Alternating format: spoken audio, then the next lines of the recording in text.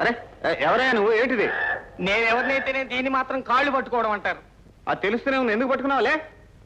అరే నువ్వు అప్పారావు? నేనే అప్పారావుని, అప్పుల్లో ఉన్నవాడిని, ఎంత తిప్పలు పడ్డా డబ్బులు చేతికి చిక్కవని తెలుసుకున్నవాడిని. ఆ పెద్ద ఆయన నన్ను ఉద్యోగం నుంచి పీకేసి పీకబట్టి బయటికి గెంటేశాడు. గోదావరి తప్ప ఏదారి కనిపించట్లేదు. అందుకే మన యూనియన్లో చేరి పనిచేద్దామని వచ్చా. నీలాంటి అబద్ధాల కొరకు యూనియన్ ఆఫీస్లో స్థానం లేదు. అయినా అప్పారావు, పనిలో అబద్ధాలు ఆడటానికి నాటకాలు ఆడటానికి సిగ్గు లేదు నీకు? సిగ్గు కంటే ముందు ఆకలి, అందుకే అడ్డమైన గడ్డి కరవాల్సి వచ్చింది. ఇక మీద ఒక గట్టి నిర్ణయం తీసుకున్నా. పనే దేవుడని నమ్మి భక్తిగా పనిచేయాలనుకుంటున్నా. నువ్వు చేయాలనుకుంటున్నావు సరే, ఇక్కడ పని ఉండొద్దు. నేను ఆ కూపీ లాగే వచ్చా. మన యూనియన్ లో బాయ్ ఉద్యోగం ఖాళీగా ఉందిగా, దాన్ని నాకు ఇప్పించు. లేకపోతే నా భార్య బిడ్డలు నేను ఆకలితో అల్లలాడి చచ్చిపోతాను. మళ్ళీ అబద్ధాలు ఆడుతున్నావు. ఏది నీ భార్య? ఎక్కడ నీ బిడ్డలు? అంటే నా ఉద్దేశం, పని ఉన్నా లేకపోయినా నేడో రేపో నాకు పెళ్లి అవుతుందిగా. పెళ్లి అయితే పెళ్ళ ఉంటుంది కదా, పెళ్ళ ఉంటే పిన్నీసు గుత్తుల్లా పిల్లలు పుట్టుకొస్తారు కదా. అందుకని అలా అన్నా. ఆ ఉద్యోగం నాకు ఎలాగైనా ఇప్పించు. నిన్నే కులదైవంగా భావించి పూజించుకుంటా.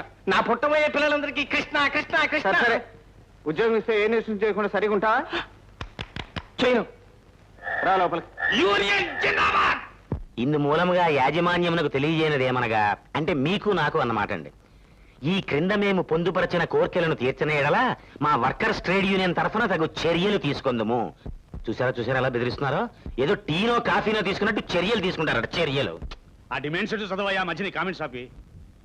ఇన్నేళ్లుగా మాకిచ్చినట్టుగా మీ లెక్కల్లో ఉన్న బోనస్ మాకు వెంటనే అందజేయాలి. పని సమయంలో యాక్సిడెంట్ లో కాలు పోగొట్టుకున్న వర్కర్ రంగన్నకి తగిన నష్టపరిహారం ఇవ్వాలి. కొంతమంది ఉద్యోగుల్ని పనిలోని తీసేయడానికి గల కారణాలేమిటో తెలియజేయాలి. What non sense? నా దగ్గర పనిచేసేవాడిని తీసేసే హక్కు నాకు లేదా? వీళ్ళ పర్మిషన్ తీసుకుని నేను ఉద్యోగంలో తీసేయాలా? వెనకటికి ఎవరో పెద్ద క్యాపిటలిస్ట్ అన్నట్టుందండి ఇది. ఏమిటది? కట్టుకున్న పెళ్ళాన్నైనా జీవితంలోంచి తీసేయటం సులభం, కానీ ఒక్కసారి ఫ్యాక్టరీలో పెట్టుకున్న వర్కర్ని తీసేయటం మాత్రం దుర్లభం అన్నాడండి. దుర్లభమా? ఎలా దుర్లభం నేను చూస్తాను. సోదరులారా, మనం ఎన్నో ఏళ్లుగా యజమాని రంగారావు గారి దగ్గర పనిచేస్తున్నాం. ఆయన మన కష్ట సుఖాలు గమనిస్తూ కన్న బిడ్డలాగా చూసుకుంటున్నారు. ఆయన మనకేం అన్యాయం చేశారని, ఏం లోపం చేశారని, ఎందుకు మీరు ఈ సమ్మె చేయాలని చూస్తున్నారు?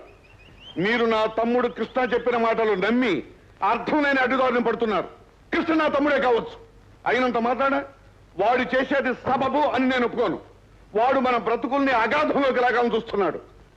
మీరు వాడి మాట నమ్మొద్దు.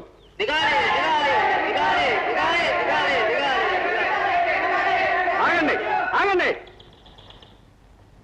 ఎవరి అభిప్రాయం వాళ్ళు చెప్పుకునే హక్కు ప్రతి మనిషికి ఉంది. ఈయన్ని చెప్పనివ్వండి. మా అన్నయ్య అయిన రాము సత్యకాలపు మనిషి. తను మంచివాడు గనక ఎదుటివాడు కూడా మంచివాడని నమ్మే అమాయకుడు.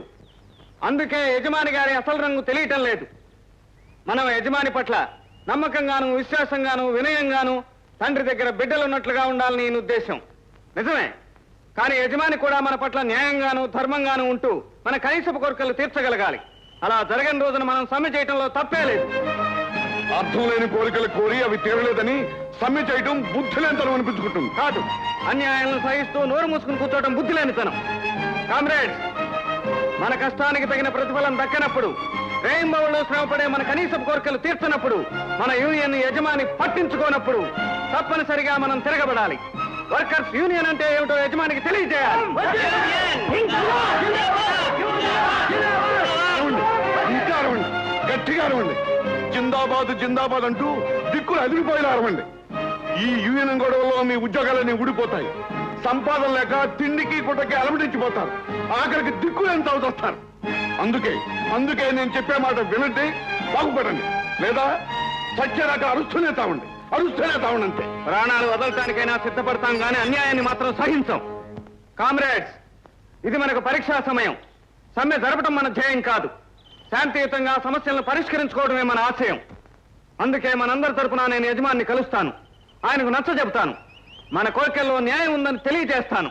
ఆయన ఏమంటారో విన్న తర్వాతే మనం ఏం చేయాలో నిర్ణయించుకుందాం. అంతవరకు ఎవరూ త్వరపడి ఉద్రేకంగా ప్రవర్తించవద్దని కోరుతున్నాను.